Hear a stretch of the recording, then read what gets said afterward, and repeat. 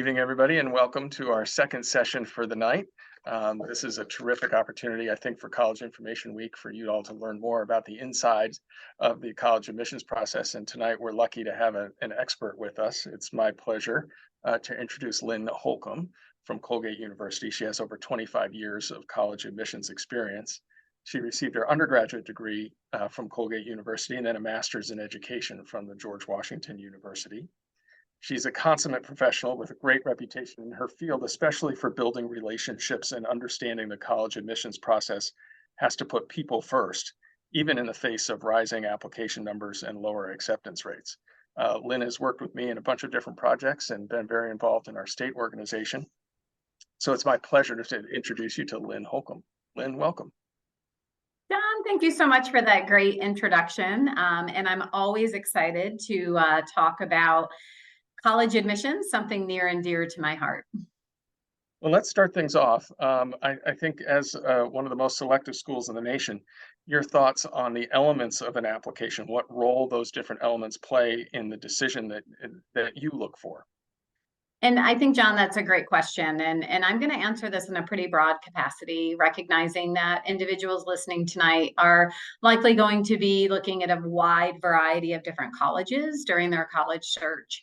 The main key elements, I'm going to break this down into what are traditionally required elements and then what we see as some of the optional elements and the roles they play. But particularly when you're thinking about the required elements of an application, is going to be the actual application itself, which can take on a variety of different forms.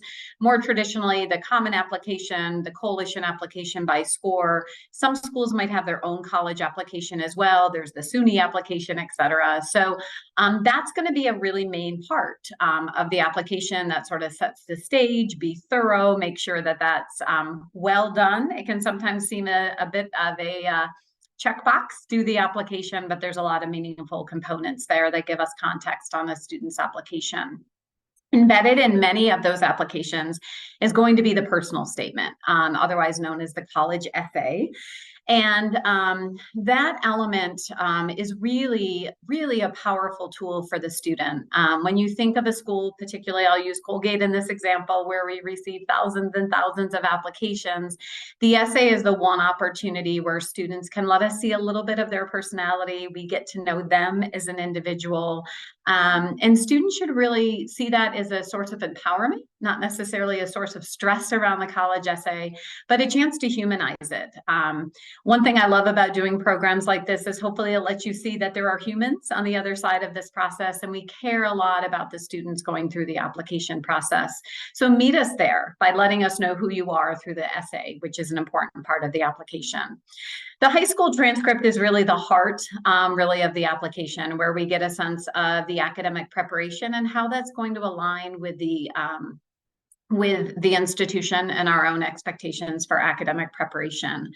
And no high school transcript makes any sense to us without something that we call the high school profile. And that's something that the counseling team at every high school across the U.S. is sending alongside hopefully the high school transcript, and it allows us to understand the context of your high school. And I'm going to use that word context a lot tonight, because we can't understand anything that you present to us until we understand the high school you attend, the course offerings that are available to you, the type of school day you have, the number of classes you can take, whether they're honors, AP, accelerated, and the grading systems that is used, whether that's a 100-point scale, a 4.0 scale, a 6.0 scale. That may sound like a lot of different information, but that is really important. The high school transcript, we're going to look at it in a lot of different ways. We're going to look to see the curriculum available. We're going to look to see what you've chosen to take. Maybe that will tell us a little bit about your areas of interest and where you've challenged yourself academically. It's also going to allow us to see where you perform well and what type of classes you excel in. But all of that's going to be really understood in context of what's available to you. We can't ask a student to do something their high school doesn't offer. And that's probably the most common question we get. And so whether that be around courses in language, a level of advanced level or AP, or at honors level courses, it's all in context of the high school. Another part of the application that is really important are going to be teacher recommendations and actually a counselor recommendation. And those expectations are going to vary depending upon the schools you apply to. Some schools might require a counselor recommendation and 2 teacher recommendations. Some schools might just require 1 recommendation. Some schools don't require any. So that's going to be something you'll have to work on. But this is something that you really need to be mindful of. The teacher recommendations, specifically at a school, I'll use again Colgate as an example, where we have an average class size of just 16 to 17 students, and classes are small and it's discussion-based learning. The teacher recommendations are really important, so we get to know how you can, contribute to the academic environment in your high school. Keep in mind that we're not looking to see how well you did in that class through the teacher recommendations. We see that on the transcript.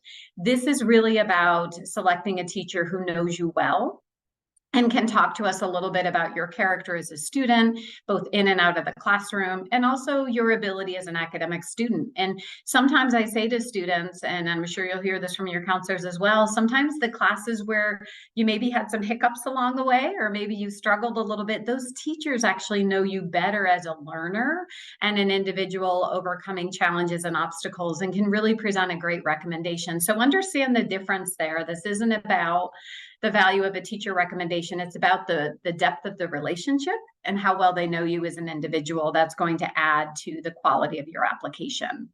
And then also we're looking to see who you are outside of the classroom experience. What is that extracurricular or a list of passions or hobbies that are important to you? And so that activities list that you submit on your application, or maybe it's an additional resume, that context of how you spend your time and how you balance sort of the personal and social and academic balance in your life is what we're looking for. We don't have a hierarchy of what we value as more important from the college side, but we do want to see that insight into what do you do when the school bell rings at the end of the day? Do you head to a sports practice? Do you pick up your tuba and start practicing? Do you go to a part-time job? Do you help out your family at home after school? All of those elements will let us see the day in the life of you as an individual.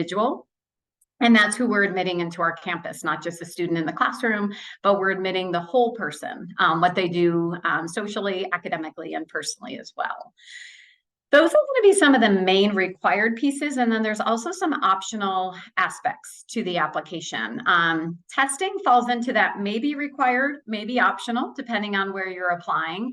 Post-COVID, many schools have gone test optional. Some schools still do require it for particular reasons. And that's an individual conversation to have with your counselor as you pursue your academic choices at colleges to see where testing may benefit you. Is it necessary in the process? So testing is definitely something that we see as optional at Colgate, and it's optional at many colleges. Colleges might also have optional supplemental essays or questions or short answers that they want you to answer as part of their application. Again, some schools, those supplemental essays may be required. For others, they might be optional. And again, understanding the role in which they play at that institution. And I think those are important questions to ask. And again, I'll use Colgate as the example. We have some supplemental essay questions. They're called prompts. They're actually not long essays. They're like short responses.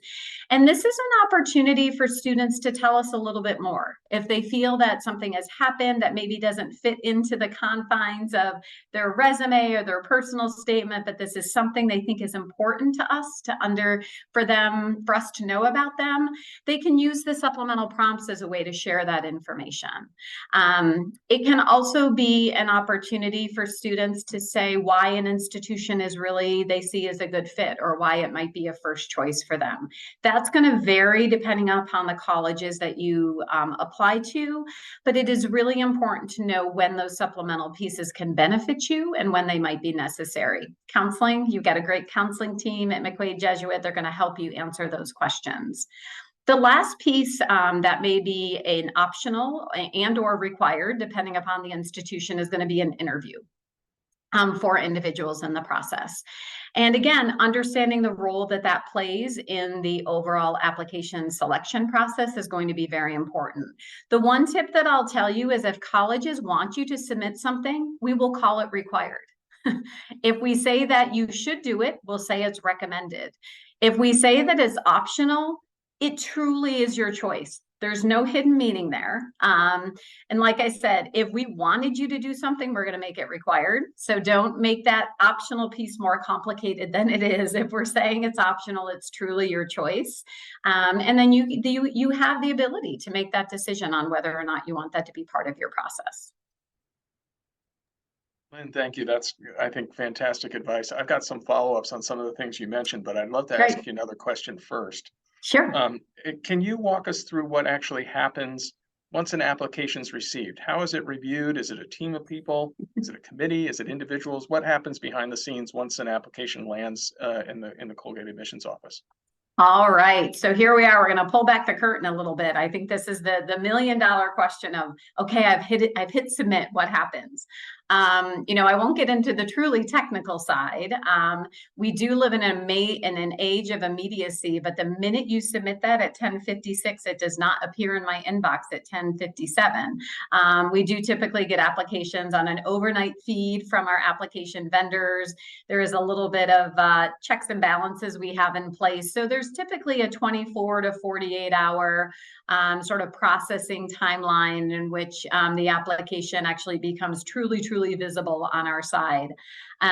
There is one thing I'm going to say, and I'm going to encourage students, so get your listening ears on.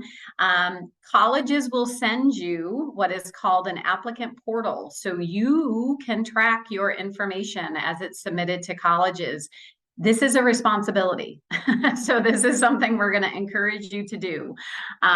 So understanding that there is a technical part of this process, but there is also a responsibility. And it, again, think about how many colleges you're applying to. If you're applying to 7 schools, you're going to have 7 applicant portals. If you're applying to 15, you have 15. If you apply to 25, you've got 25. So keep that in mind when you're figuring out the number of colleges to apply to. But it is really important. It is the student's responsibility to make sure their application items are complete. The worst place to be in an application process is to not have submitted things that you thought got submitted. You want your application to be complete, and we'll give you all the tools to make sure you can track that. Once the application is ready for individuals to be read, Colgate actually reviews applications in what's called a holistic team read model. And I just said a lot of words there. I'm going to break them down.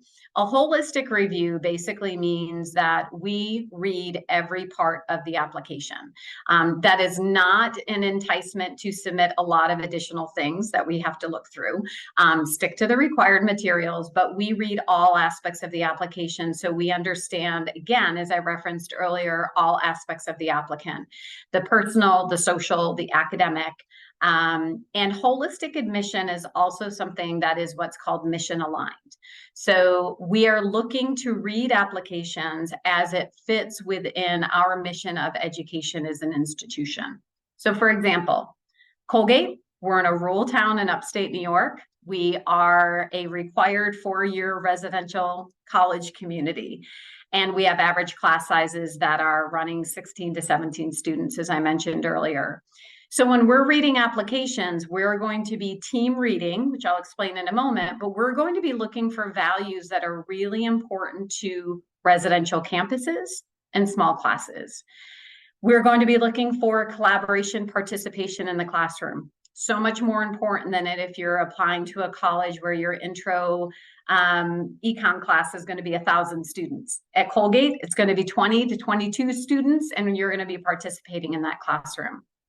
From a residential standpoint, we're looking for students who are looking to be all in a campus community environment.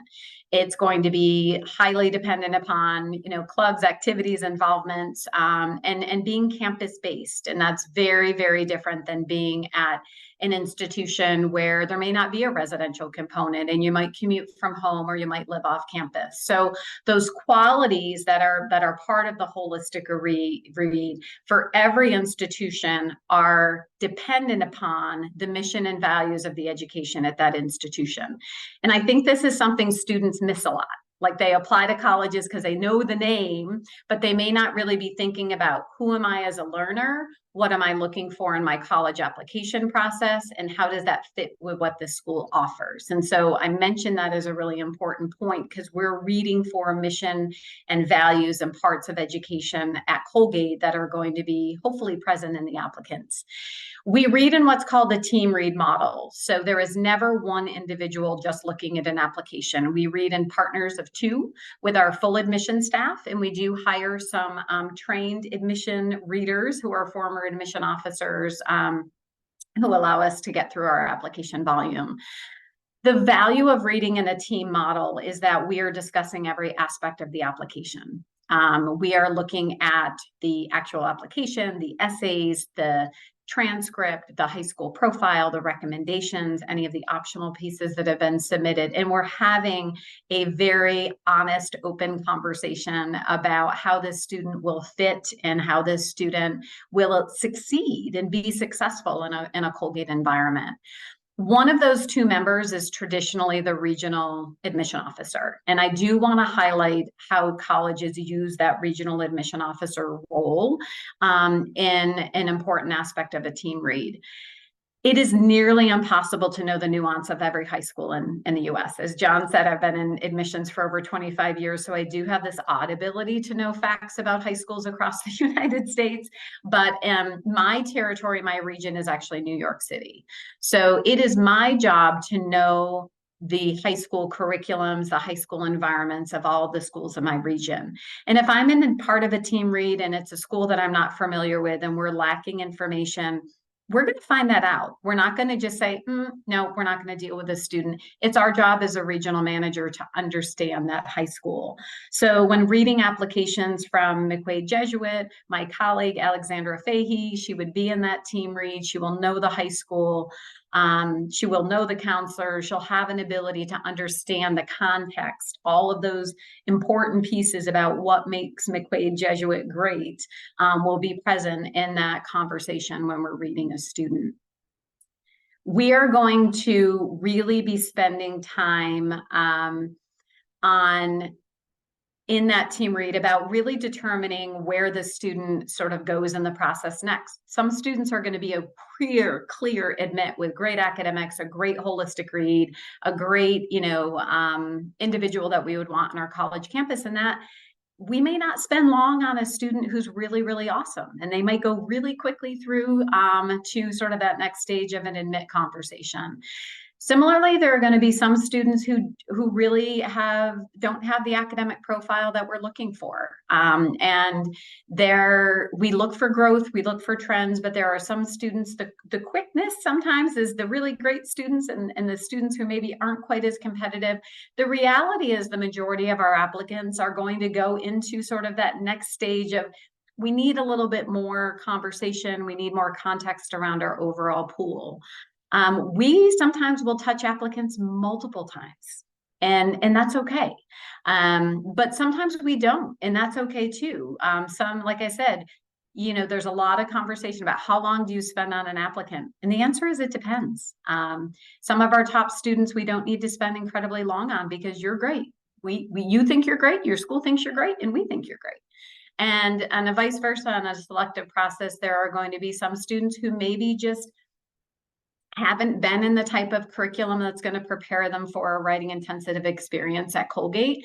And that's going to be a pretty quick conversation too. Doesn't mean they're not a great individual. Doesn't mean they won't do well in college. It just may mean that it's not going to be something that we need to spend a lot of time on here at Colgate.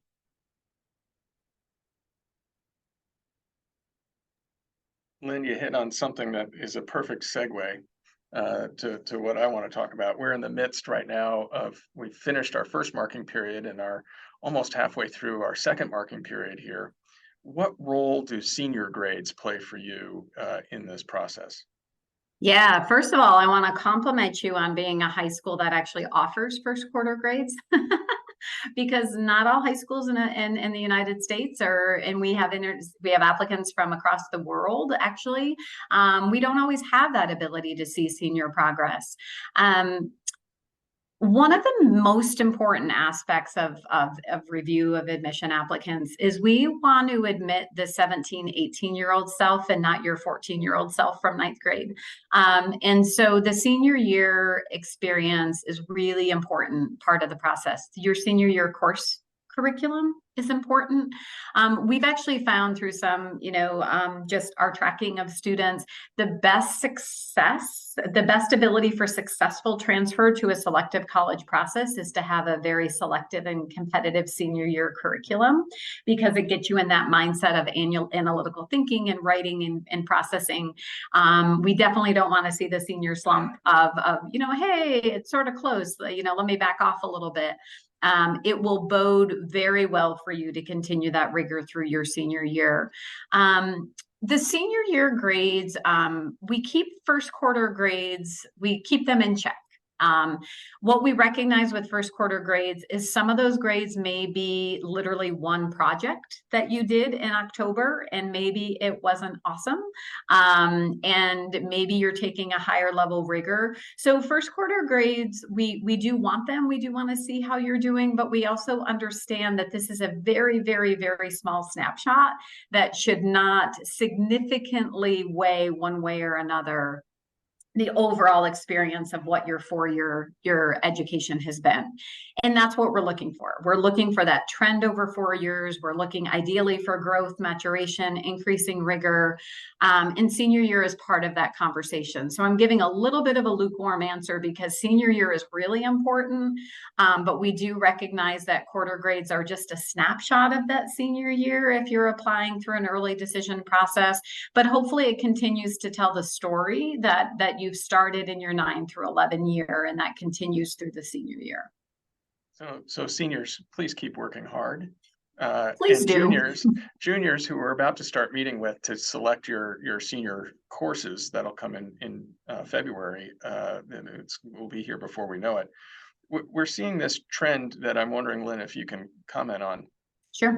Of students getting outside of some of the core academics to really focus on areas they might be interested in as potential majors in college. So saying, I don't know if I want to take math my senior year in high school because I'm really interested in the arts as a college experience. We're trying our best to have students stay with the core academics, but I'd be interested in what you think on your end. Yeah, John, you ask a really important question, and I'm going to answer this in one of two different ways. We love the core academic solids, but I'm going to say that very specifically because we're a liberal arts institution. And a liberal arts institution, particularly even at Colgate University, you're going to have to take courses across all of our academic disciplines. So for the majority of students, I do 100% feel that you are going to be best served by having a very rich and deep 4-year curriculum with a focus in the academic solids. And that's going to mean 4 years of math. Everyone needs 4 years of English, 4 years of math, 4 years of English, 4 years of science, 4 years of social science, social studies, again, required in New York State. But where we see students maybe start to fluctuate a little bit, and we're flexible on this, is, for example, if you don't take that 4th year or that senior year of a foreign language, sometimes those options get more limited in high school. We are going to hope and expect that individuals are doubling up in something else. So they're taking 2 sciences, or we do love the arts and engineering and maybe some of those exploratory business classes. But I think there's a place for students who might be looking for specific institutions. So if you're going to an arts institute and you need to prepare an art portfolio, absolutely have that conversation with your counselor about the focus, particularly in the arts.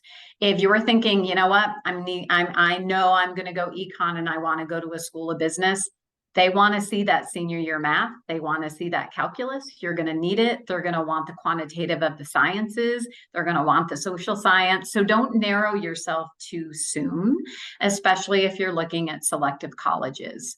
For the majority of students, I'd say 95% stick with the core academic solids. As you go through, there is going to be that 5, maybe even 10% that there's a really, really good reason why you would switch out and maybe look at some of those elective classes, but that should be in consultation with your academic advisor. Yeah. College is a great time to explore, and you'll be able to take a lot of elective college classes. And as a high school junior, you don't want to limit yourself by what you chose to do in senior year. There's going to be a lot of growth that takes place in the next 12 to 18 months, and you don't want to have regrets about backing off on some of the rigor and the academic solids that could limit your possibilities in your college choices. Yeah, Lynn, you brought up some really good points there. I think understanding, for example, that we only offer 4 years of French here. So if a student finished their 4th year of French as a junior, what do they do as a senior? It's a great opportunity to pick up some courses in another area rather than just having a hole in your transcript and taking another study hall. Exactly. And at the same time, there's some great opportunities to enhance your application. I think sometimes students who are interested in business or that kind of a future shortchange the role that math plays, and they try to skip out of that and double up in economics or business courses, when in fact having at least pre-calculus is vital, and calculus can be really helpful too. Exactly. So they're really important. I've got another question for you. You mentioned early on about the role of teacher recommendations, and I agree with you that some of the best recommendations can come from teachers where you may not have gotten the straight A, but they got to know you better. What do you say to the family who's nervous about choosing that teacher who gave the student a B minus, but really got to know them well, that in fact they can feel comfortable that an honest recommendation is going to be well received? Yeah, I mean, these are really great questions, and I know those points of concern. The fact is, we're going to see the B minus on the transcript. If you got the B minus, we're going to see it. And honestly, there sometimes can be less of a concern if we have a great recommendation that explains how you work through that challenge. The reality, and I'll be super clear, I have 2 first years in college right now. And before they went off, I said to them, you were great high school kids. You're going to incredible colleges. You're going to fail an exam in college. Like, it's going to happen, you know. I think my daughter was 6 weeks in. She's like, well, it happened. Just got my first econ test back, you know. And I mean, we're talking about top schools, great kids. You're going to hit bumps in the road. And what we want to see in part of this process is not flawless and perfectionism and life being rosy and cheery all of the time. It's how you work through some of those challenges. And so the value of where we may see where someone stumbled is the fact that, like, yeah, this student really was on, you know, was not matched for this science class, but let me tell you what they did. They met with me, they looked at resources, we found a tutor, they didn't give up, they worked through it. As adults, we know that that's part that you grow from that failure. And that when you don't challenge yourself, mediocrity can sometimes persist.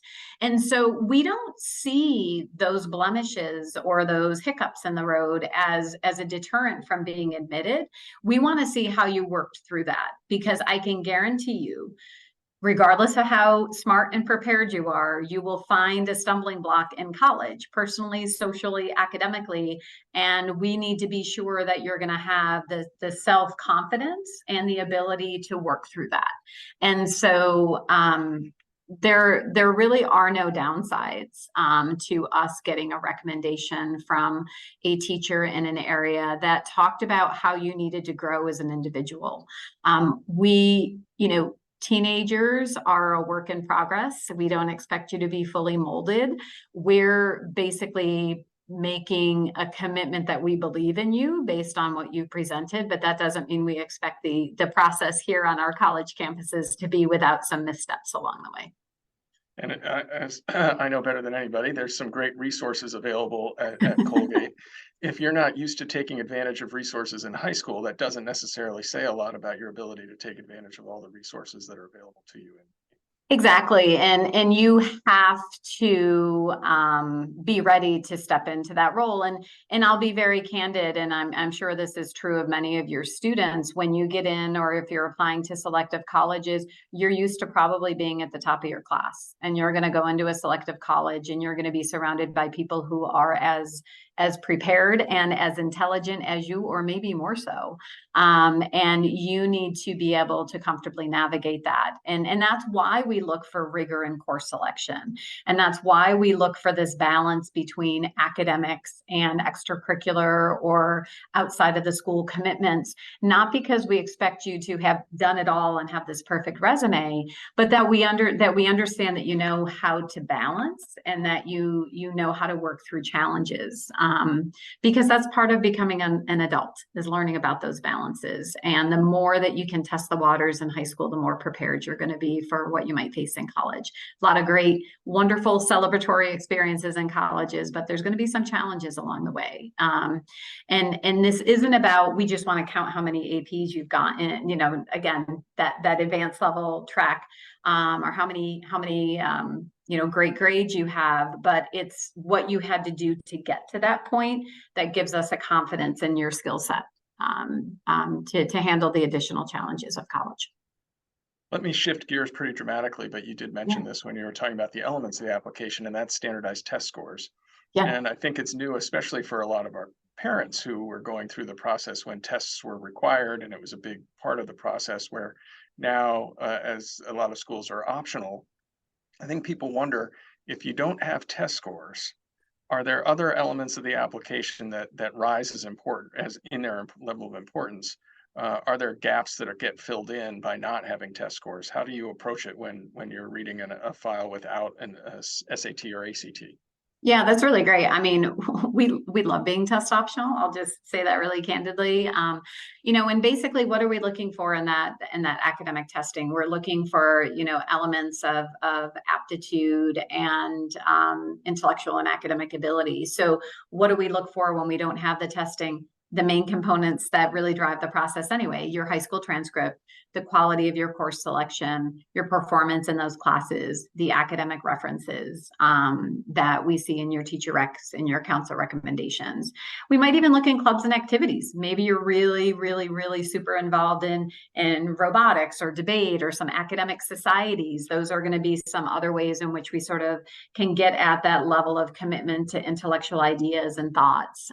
Maybe it's your hobby. Maybe you just love to read, and we see some of the pieces reflected in there. So we're not missing anything when there's not testing. It's never been a standalone checkbox. It's always been something that sort of reinforces what we're seeing in the transcript. And when it can, there's also disparities. And when there were disparities between testing and performance, we look to understand those as well. This is really where I say, when schools say it's optional, we truly mean it's optional. And this is not, I know I won't open up too much of a conversation about optional versus test blind, because I know that's a big conversation. But some students do prep for testing and do well on testing and want that to be part of your process. If you're one of those students, absolutely send it along. And chances are it's going to reinforce what we're seeing in the other parts of the application. Please know that if you're test optional in the institution and you don't submit testing, we are not going to assume it's bad. We're going to assume that in preparing your college application and in presenting yourself, you feel that there are better aspects of your application that speak to your intellectualism and your commitment to scholarship more than taking a standardized test. And that's what there is no judgment on our part that you just don't have good testing. I think students and families are making different choices now. Some families and students are talking about, I'm not going to commit to test prep and prepping for the test and Saturdays and the cost and the variety of features, because all of my schools I'm looking at are test optional, and I would rather use that additional time to pick up a part-time job, or maybe be involved in another club or activity, or hey, maybe I can feel more comfortable taking a couple of advanced level classes because I'll have more time for homework. Those are really good, healthy choices that families should be talking about as they think about the standardized testing. No downside to take the initials, do a PSAT, do an ACT, prep test, just see where you land. But figuring out how much you prep and how much you study is a much, much broader education, a broader conversation about where do you see your academic strengths and how do you want to show yourself as an academic. For some students, again, testing, if that's it, great. But for other students, there's a lot of really meaningful ways through activities, through course selection, through the rigor of courses, the number of courses you're taking that are going to send us the same exact message than a test score would. Lynn, really important messages. Thank you very much for that. I think the thing for people to take away is exactly that this is a conversation that we'll have over a period of time. And as we meet with you, we'll start talking about what your plans are and how you can set yourself up to make sure that you're sharing the information you want to share with colleges and universities. Yeah. I've got one last question for you, and you can answer this as a professional, you can answer this as a parent, whatever you choose, but what advice do you have for students and parents as they're beginning this college search process? John, we could spend all day putting our kids through this process, right? I'm going to start with parents, actually. That's my most present role, I think, as a parent. I've offered 2 kids in their first year of college. Parents, I think there's a really few important things. Your children do need you to guide them in this process, but they do not need you to lead them. They do not need you to micromanage. They do not need you to do this for them. Your role is to guide and support. Happened just yesterday in the lobby, getting my coffee. Parents walk right up to the front desk and say, "We're here for a visit." Student trailing behind, not even in the conversation. That is not a good example of parents guiding. That is an example of parents leading. Everything from planning visits to talking about colleges, most things are self-service now.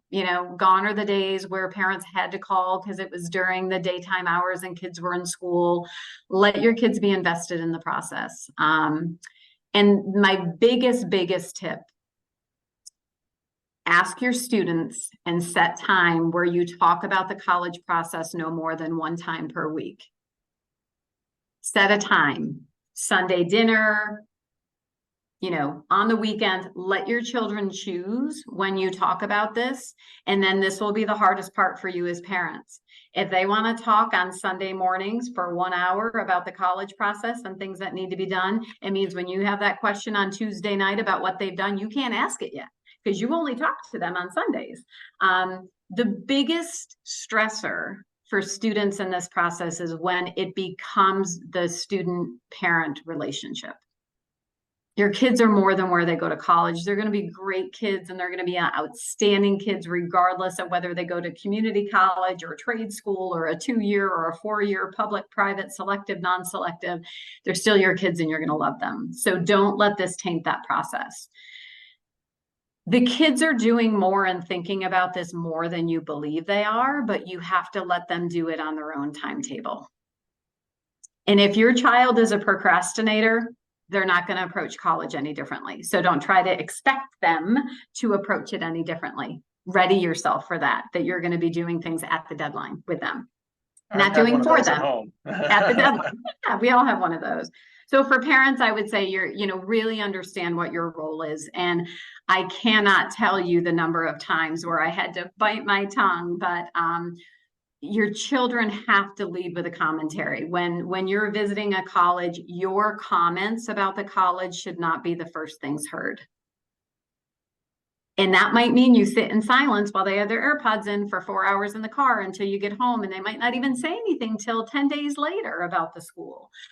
They have to start the conversation. And I can tell you as parents, this is going to be really, really, really hard, but it will save your relationship with your child and it will let them know that their voice matters in this process. And my message to students is just that you have to be honest with yourself. And this might mean that you have some tough conversations with your children. With your parents, because you're the child. This might mean you have some tough conversations with them about what is most important to you in a college campus. If there is an expectation that you're going to major in STEM and you do not want to major in STEM and you're going to all of these schools and you're looking at certain programs, everything from what you're looking for in a social life to what you're looking for in a college campus to what you're looking for in classes. You have to be really, really honest about what is important to you. I always call them must-haves. As a student, you need to know what are the must-haves that are important for you in the college process. And the reality is you haven't been to college before, but so do you really know that? But chances are you do. You know a little bit. Do you work best independently? Do you work best in a collaborative work environment? Do you want to be able to meet with teachers after class, or does that concept absolutely scare you? Be honest about what works for you as an individual, academically, personally, and socially, because you have to make sure you're aligning those identities and those interests with what's available at a various institution. And the way you do that is you start local and build. Your position in Rochester, you can visit everything from trade schools to community colleges to large public universities to selective to small rural colleges within 2 hours of your home. Don't book that flight to California to look at a selective 4-year college until you look at one in your own backyard. Because, true example, my kids played a high level of sports. And so every time we went to a silly little club tournament, I would say, we're looking at a college while we're here. And my daughter was a sophomore in high school when she realized she does not want to take a bus to campus, from campus, from her dorm to go to classes. So I was like, great, we never need to go visit Michigan or any of those other large institutions, because that was on her no-go list. Did not want to hop on a bus to go to campus. So go to Buffalo, figure out a large institution, see if that's what you want to do, because it sounds silly, but you've now just ruled out 500 colleges that you no longer have to look at. Or maybe that is what you're looking for. So start local and build. Figure out when you're going to visit family, friends over the next, especially if you're in your junior year, great way to start. Visit those places that are in your backyard, so you understand, what does it mean to be a residential college? What does it mean to have a 4-year requirement for housing? What does it mean if they only guarantee housing for the first year and then we have to live off campus for the next 3? Those are really important parts to the personal, social, everyday experience of college. And you're in an incredible location to do that with very, very little effort. And so that is going to help set the stage for students to be honest about what feels right for them and what doesn't. And John, I don't know how you agree from this from a counselor standpoint, but I do believe a little bit in that gut reaction. If you're visiting a college campus and it just doesn't feel right, try to figure out why it doesn't feel right, but also trust that instinct, because this is going to be your environment. But the process of selecting colleges is to not just walk away and be like, yeah, I didn't like it. You do have to go to the next stage of saying why, because the more you can rule out what you don't want, it's going to help you identify what you do want. And once you know what you do want, there's still going to be a lot of colleges, but that makes this process be much more manageable when you understand what your must-haves are. I totally agree with you, Lynn. I think gut instinct is something to pay attention to, but take that extra step to really define what was it that didn't stand out to you, or what was it that you loved. And then they'll start showing up repeatedly. And I'm glad you pointed out, I don't know that most students realize how blessed we are to be located where we are, and the ability to see some of the best institutions of every type right in our own backyard. It's an amazing opportunity for our students. I appreciate that advice. And because what's going to happen is and I say this all the time, say you come and you visit Colgate and you're like, wow, I really, really love Colgate. I like the size. These are the things I want, but wow, I just don't want to stay in New York State. You're going to be able to go back to your counselor and say, these are the things I liked. And they're going to be able to give you a recommendation of 8 to 10 more schools that offer those same types of things, that may not be quite as comfortable of household names that you know, but are going to be incredible places that are going to point you in the right direction. Can I add one more thing for parents? Please do. Okay. So one thing for parents, and this might be actually among the more uncomfortable, is you need to be very, very candid with your students about the role financial aid and affordability will play in your college process. I think this is the most disheartening experience I sometimes have working with families in the spring of their senior year, when families are calling to say, my child got admitted into Colgate, but we can't afford it and we don't know how to tell them that. Understand financial aid policies. And again, there's an investment here. There is a lot of financial aid lingo that can be hard to understand. You got a great team of counselors. But for example, and I'll use the example for Colgate, we're a need-based institution and we don't offer academic merit aid. So what that means is we look at your family income, we look at your family finances, and we make a decision. We have a net price calculator on our website. We help give you an idea of how all of that's going to work. The cost of education can be intimidating, and it can make people want to put their head in the sand and not talk about it. Nobody wins in that situation. If you know, and many selective colleges are need-based, if you know and have that conversation that like, wow, we actually might not fare well in a need-based environment and we don't feel comfortable with our financial ability to pay that amount, then you might want to be looking at like that next tier of still highly selective grade institutions that do offer merit aid.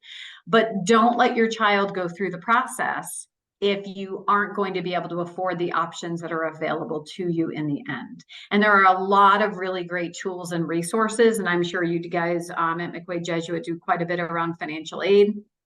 But those are the most difficult conversations when a student has worked so hard and they receive incredible offers of admission and then are very limited by their financial affordability of what is real for them in the process. There are incredible amount of tools that you can use in advance to help you understand where you might fit in a public versus private institution. Merit aid is usually delegated at the end, so that's a little bit harder to predict. But again, counselors have really good insight. But not having that conversation with your child because you don't want to disappoint them doesn't work, because eventually if finances are going to drive where they go, there will be a level of disappointment at the very end. And it's so much better to have that conversation at the front and be honest and aware of where finances are going to play a role, because that might impact the types of institutions you need to look at. That's great advice. And you're setting us up well for a program we're doing tomorrow night on financial aid. So I hope everybody will stay tuned. But I think you're right, Lynn. People need to find that academic and social fit, but also the financial fit as well. And having those conversations earlier rather than later definitely set up for a more successful process. That's great advice. Lynn, I appreciate your time. You've been fantastic, especially at this very busy time of year. Good luck reading all those applications. I hope it goes well. Say hi to all my friends at Colgate for me, please. We sure will. And John, always great. Excited to partner with you on this project, and best of luck to your family and your students. Thanks, Lynn.